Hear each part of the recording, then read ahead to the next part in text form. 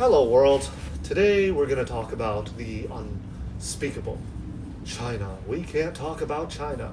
So, what I mean by this is not by any means of media censorship here in China or in the West. I am talking more in regards to the fact that it's hard to have a nuanced discussion on topics about China without, in person, maybe being laughed out of a room, and online, maybe just having the comment section turn into a flame war.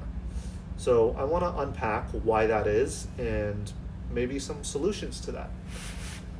All right, so I'm going to be referencing my bullet points, so forgive me if I'm a little scattered. Just trying to enjoy the evening a little.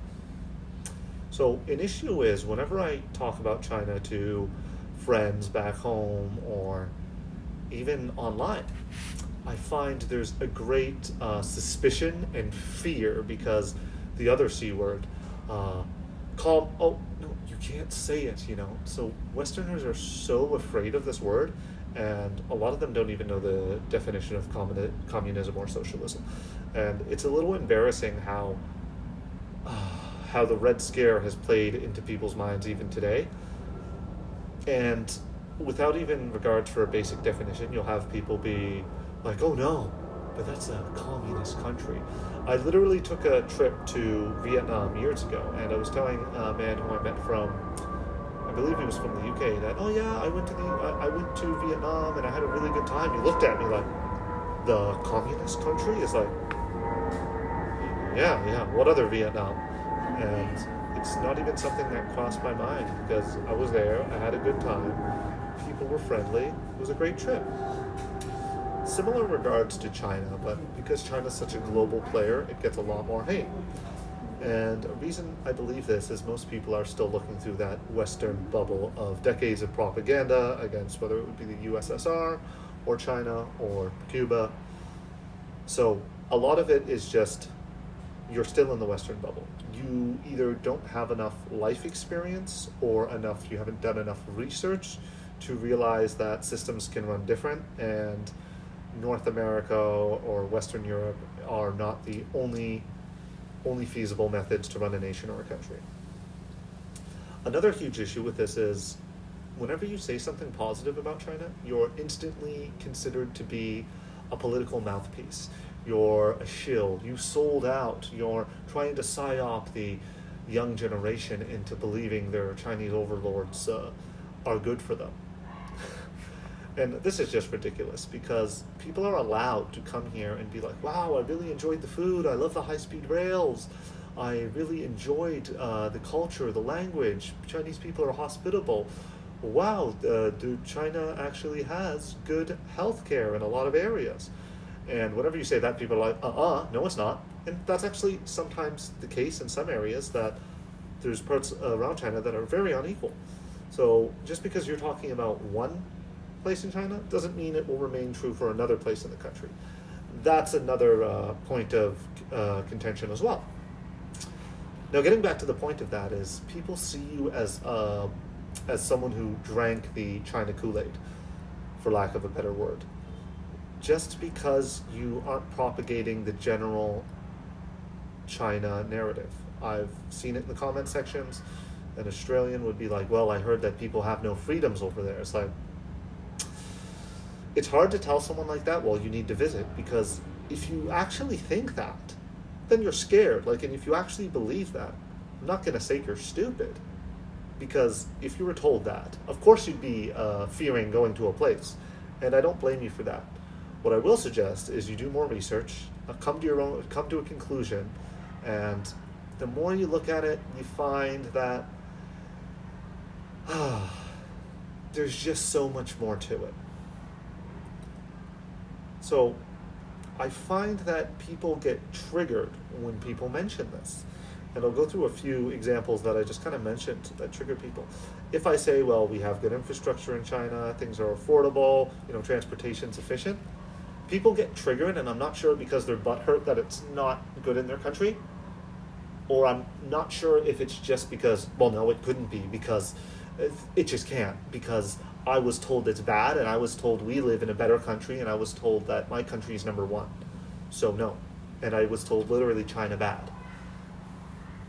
So this is this is not only a double standard, it's literally an emotional or gut reaction to, factual statements that Chinese infrastructure or high-speed rail is good. And sometimes I've literally heard some foreigners complain, ones who have been here and have seen it, oh yeah, but they got the technology from Europe. It's like, so what? Like, what kind of point is that? So no country is allowed to have a railway because someone else did it first? They'll always bring something up to try to rob any point of pride that the Chinese people have, or any positive point that a foreigner such as myself says. If you're just like, you know what, it's not as polluted as people say, there's been a huge green initiative, they'll be like, you're just not aware of what's going on. You just got used to the pollution. Oh, check again tomorrow and you're going to see a filthy sky. It's like, there's no winning with these guys. And again, I want to stress, the point is not to win, the point is to educate. So there's an enormous double standard is, if I were to go to Korea, Japan, Singapore, or anywhere in Europe and start talking about, wow, European cities are so walkable, wow, I love European architecture, wow, Japan is so kawaii, people in the comments would be like, oh man, I wish I could go there. But here you're going to get reference to things that happened years ago where it's like, oh, but human rights, whatever. I was like, guys, some of you guys live in the West, and I'm not sure where a lot of you guys are from, but my government in Canada funds, directly or indirectly, I'll leave it up to your discretion, genocides in the Middle East. So get off your high horse. It's such a lazy take to be like, well, that country bad. Look at what a lot of our countries are doing, before just pointing the finger and saying, oh, something's wrong over there. It's like, something's wrong everywhere. So the double standard is a huge thing that I see. So what I'm hoping for is to bring some nuance to this conversation. That to believe, you really need to hold two ideas in your mind at once. That China can be good and hold negative qualities. There's bad and good. It's the same for Canada. Like, I might shit on Canada a lot, but that's because I'm from there, I want it to get better, and I believe there are great things about the country. But there's also a tremendous amount of negatives, and I'm not going to go into that now, but what's with the double standard? What's with the lack of nuance? I guess I want to kind of round this up by saying I'm not trying to put out the facade that everything here is perfect, everything here is peachy, and we live in a purely utopian society. Heck no. There's issues, but we got to address those issues. And a lot of the time I feel like the issues are being addressed. Some of them, you can't address everything at once. Certain issues are being addressed. And sometimes you might feel like in your country things are not being addressed, or they're not being addressed at an appropriate speed. Unfortunately, that's the world we live in. But I don't think demonizing any country is good for them and their people. Now, let me take America, for example. I think the American government has, funded and straight up led coups and revolutions, not really, revolutions in foreign countries, overthrew governments, put, all sorts of shady characters in power. Do I look at Americans and think that these people are bad? No, they're humans. Do I think the country and government has made a lot of decisions that has affected other people? Yeah, I can even look in my own family to see where in the Middle East they've been affected. Again, none of this should be hate towards those citizens or people, because not all the people represent their government. Or I'm sorry, it's nuanced. And if that's all you take away, that's the most important thing. So for some of you, what's an actionable step?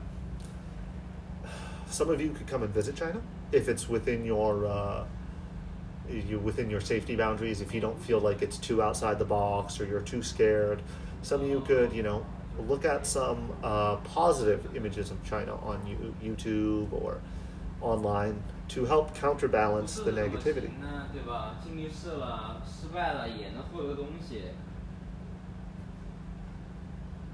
And realize that discourse is the solution. So if you have criticisms, that's more within your right. Sorry, I got on the phone. But realize that hate's not going to help either of us. And I hate to be the idea of a fence sitter, but I think the fence between the East and the West doesn't need to be sat on. We don't need to yell at each other from across the fence.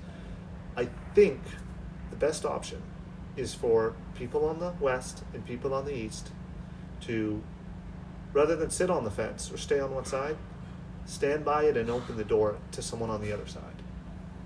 And show them what they might be missing or what their worldview may have overlooked. And as they say, a better world is possible. Peace.